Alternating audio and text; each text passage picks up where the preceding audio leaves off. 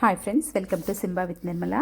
మా సింబా నాన్నగారు నిద్ర వచ్చినప్పుడు ఇలా 3 స్టేజెస్ కంపల్సరీ పాటిస్తాడండి. ఒక్కటి ఇలా కూర్చుంటాడు, కూర్చొని బాడీ మొత్తం షేక్ చేస్తూ ఉంటాడు అనమాట. వాడి తల, చెవులు, పొట్ట, కాళ్ళు, చేతులు అన్నీ ఇలా ఊగుతూ ఉంటాయి అనమాట.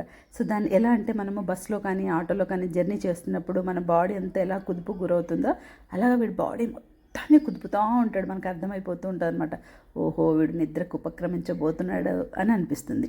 ఈ స్టేజ్లో ఇలా కూర్చొని ఇలా చేస్తాడనమాట. ఇలా బాగా కుదిపిన తర్వాత నెక్స్ట్ స్టేజ్లో వీడు లేచి కూర్చుంటాడండి. కూర్చొని కూడా బాడీని అలాగే హెడ్ టు బాటమ్ షేక్ చేస్తూ ఉండి, అలా షేక్ చేస్తూనే వాడు ఏం చేస్తాడంటే, నేను నెక్స్ట్ ఎక్కడ పడుకోవాలి, వాడు పడుకునే ప్లేస్లో డిఫరెంట్ ప్లేసెస్, ఒక్కొక్కసారి సోఫా వెనక్కి వెళ్తాడు, ఒకసారి చైర్ వెనక్కి వెళ్తాడు, ఒకసారి బాల్కనీలోకి వెళ్తాడు, ఒకసారి మా కాళ్ళ కింద కాళ్ళను ఆనుకొని పడుకుంటాడు. ఇప్పుడు నేను వాడికి చాలా దగ్గరలో ఉన్నాను అనమాట.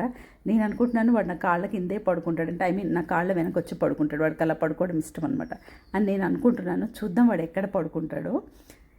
మంచి పీక్ స్టేజ్లో ఉన్నాడు ఇప్పుడు నిద్రకి. ఇంకా చక్కగా హాయిగా పడుకోవడానికి రెడీగా ఉన్నాడు. ప్లేస్ చూసుకుంటూ ఉన్నాడు చూడండి. నేను అనుకుంటున్నా నా కాళ్ళ కింద అనేసి నేను నా కాళ్ళు 2 పైకెత్తానండి. వాడు పడుకుంటాడో ఏమన్నా ఆశతో. కానీ వాడు నన్ను వదిలేసి బాల్కనీలోకి పరిగెత్తాడండి.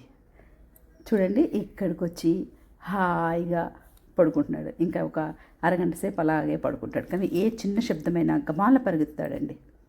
ఇలా నిద్రపోతూ ఉంటాడు.